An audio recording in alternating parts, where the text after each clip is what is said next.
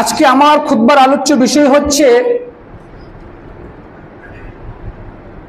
Islamic দৃষ্টিকোণ থেকে নিজের ঢোল নিজে পেটানো সম্পূর্ণ নিষিদ্ধ।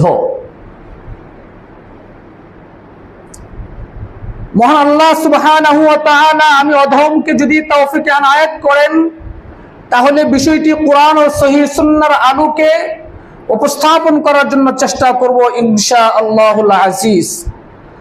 ওয়া মা তৌফিকি ইল্লা বিল্লাহ আলাইহি তাওয়াক্কালতু ওয়া ইলাইহি উনীব। সম্মানিত উপস্থিতি, প্রতিটা মানুষ আবাল বৃদ্ধ বনিতা ছোট থেকে নিয়ে বৃদ্ধ পর্যন্ত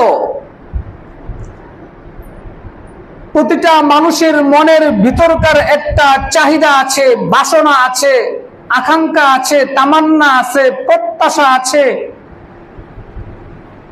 সেটা হলো আমাকে একটু প্রশংসা করুক, আমার একটু প্রশংসা করুক, আমার একটু নাম নেক, আমার একটু গুণগান বর্ণনা করুক।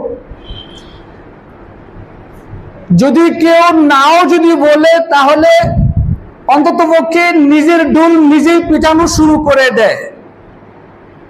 আমি অমুক, আমি অমুক, আমি এই করেছি, আমি সেই করেছি, আমার এটা আছে, আমার সেটা আছে, আমি এটা পারি, আমি সেটা পারি, ইত্যাদি ইত্যাদি।